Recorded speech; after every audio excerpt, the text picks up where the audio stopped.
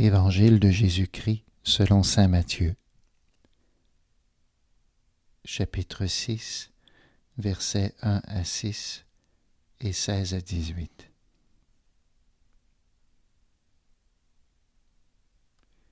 En ce temps-là, Jésus disait à ses disciples : « Ce que vous faites pour devenir des justes, évitez de l'accomplir devant les autres pour vous faire remarquer. Sinon, il n'y a pas de récompense pour vous auprès de votre Père qui est aux cieux. Ainsi, quand tu fais l'aumône, ne fais pas sonner la trompette devant toi, comme les hypocrites qui se donnent en spectacle dans les synagogues et dans les rues, pour obtenir la gloire qui vient des hommes. Amen, je vous le déclare, ceux-là ont reçu leur récompense. Mais toi, quand tu fais l'aumône, que ta main gauche ignore ce que fait ta main droite, afin que ton aumône reste dans le secret. Ton Père, qui voit dans le secret, te le rendra. Et quand vous priez, ne soyez pas comme les hypocrites. Ils aiment à se tenir debout dans les synagogues et au carrefour pour bien se montrer aux hommes quand ils prient.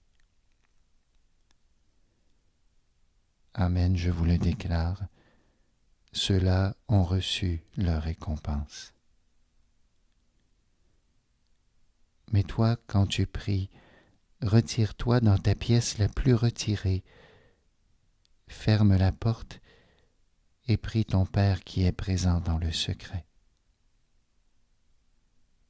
Ton Père qui voit dans le secret te le rendra. Et quand vous jeûnez, ne prenez pas un air abattu comme les hypocrites. Ils prennent une mine défaite pour bien montrer aux autres qu'ils jeûnent. Amen, je vous le déclare, ceux-là ont reçu leur récompense. Mais toi, quand tu jeûnes, parfume-toi la tête et lave-toi le visage.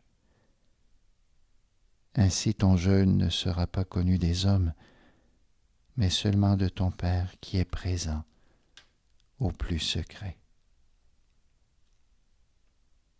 Ton Père qui voit au plus secret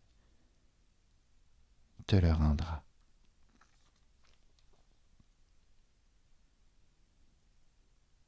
Acclamons la parole de Dieu.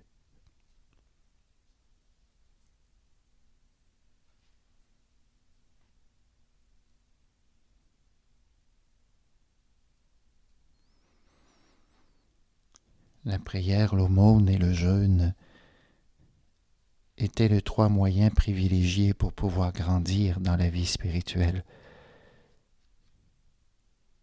Ces trois chemins, qui ont encore une grande actualité, étaient le socle de ce qui permettait de cheminer.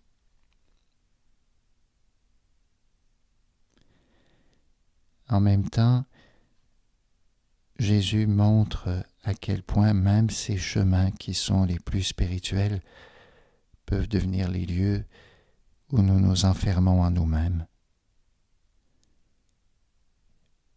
où nous nous mettons en scène pour que le regard des autres nous remarque. Il y a une manière de vivre, une façon d'être, où on cherche comme combustible pour nourrir notre moteur, on cherche le regard des autres. On se met en scène, on veut être remarqué. Précisément sans doute parce qu'on veut exister. On veut que quelque chose de nous puisse être reconnu par les autres.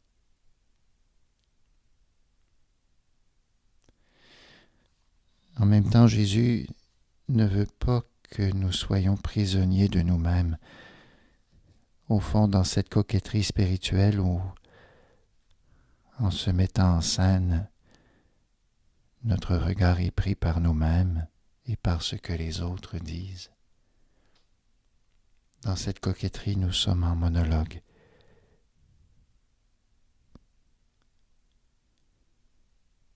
Nous ne sommes pas au plus secret.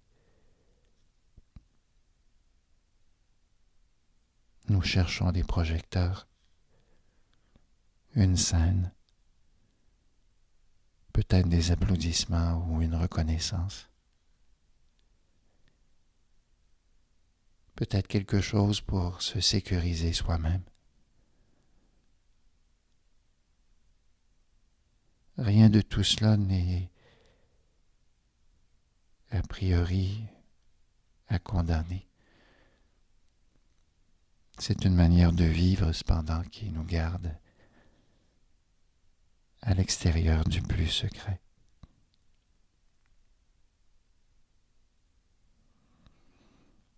Ce plus secret est le lieu du Père.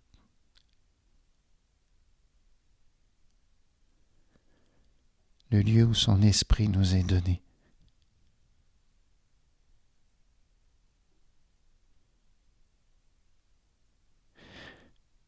Qu'est-ce que le Père nous rend quand on accepte d'entrer dans ces chemins de l'aumône, de la prière et du jeûne?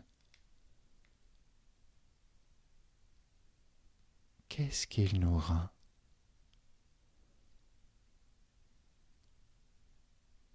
Rapidement, on peut simplement se dire, ben oui, c'est après notre mort, on va être récompensé, mais cette manière de voir est encore une manière humaine. Dieu n'attend pas plus tard. Dans notre manière de vivre ces chemins, c'est maintenant que le Père veut nous combler par le souffle de son esprit.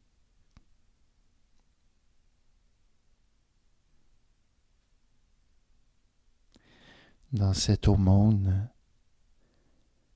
détachée de la reconnaissance que nous pouvons attendre des autres pour qu'ils nous disent que nous sommes généreux, dans cette aumône détachée de soi-même, n'y a-t-il pas un espace pour que notre cœur s'ouvre à celui à qui l'on donne,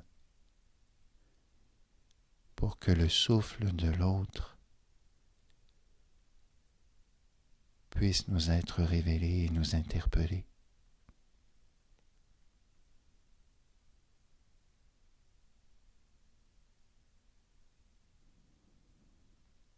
Dans la prière, qui ne cherche pas à se mettre bien en vue aux yeux des autres, dans la prière qui se vit au plus secret, n'est-ce pas le souffle du Père qui nous attend?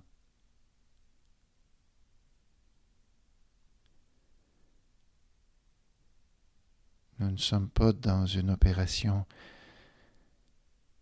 de musculation où on voudrait montrer nos pectoraux.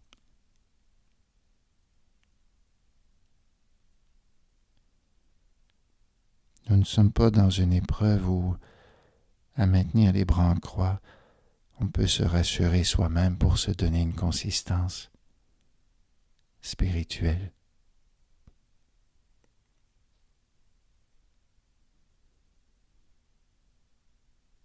Il s'agit de s'ouvrir à un autre souffle que le nôtre, bien loin des applaudissements extérieurs.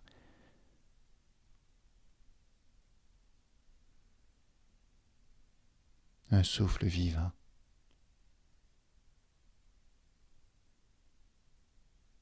le souffle que le Père nous donne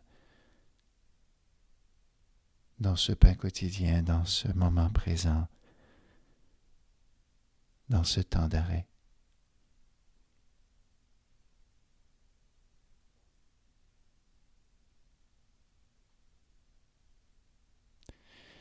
Dans le jeûne que nous sommes invités à pratiquer,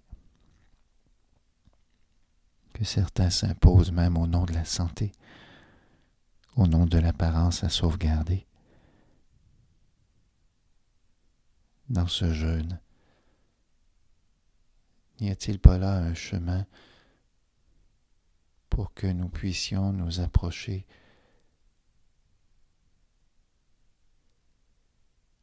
encore plus de ce lieu secret en nous, ce lieu où parfois tout se bouscule, ce lieu où les questions sont présentes, ce lieu où nous ne sommes pas saturés par la consommation, par ce qui a un pouvoir de nous séduire, par ce qui prend de la place, ce qui engorge notre temps, ce qui nous rend moins disponibles, ce qui nous fait tomber dans une gourmandise qui nous rend plus difficile la digestion de ce que nous vivons.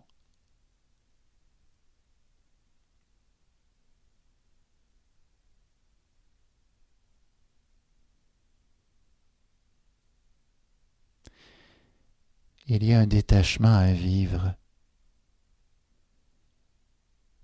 face aux fruits même que nous espérons de la prière, de l'aumône et du jeûne.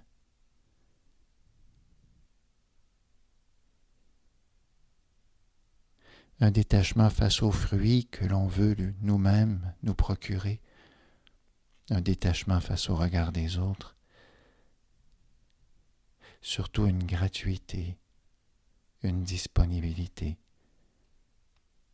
au Père.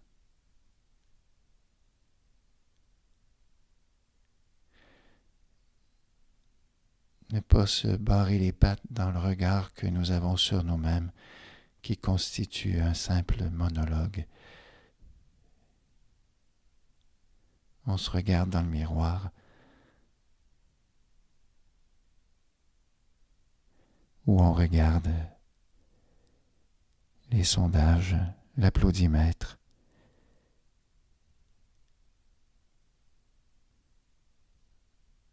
mais nous demeurons étanches au souffle du Père.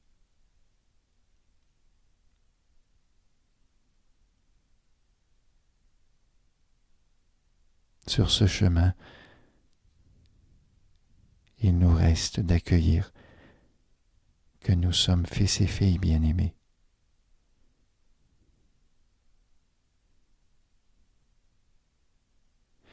Dépouillés de tous les ornements que l'on peut chercher à porter pour que le regard des autres nous donne une consistance, dépouillés de tout cela en laissant tomber tout ce qui est extérieur à nous, nous retrouver dans cette simplicité d'être un enfant, dans ce lieu où nous sommes invités à accueillir l'amour du Père. L'amour du Père qui vient à notre rencontre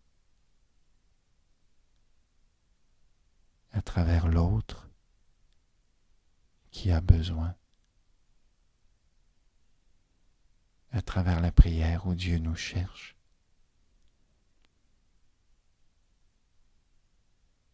à travers cet allègement de nous-mêmes ou en jeûnant de ce qui a une emprise sur nous, nous pouvons nous approcher de notre cœur tel qu'il est.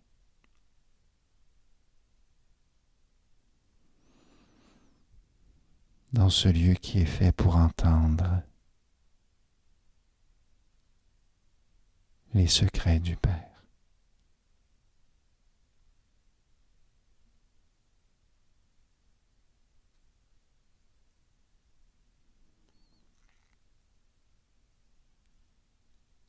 que tout se fasse pour nous, selon sa parole.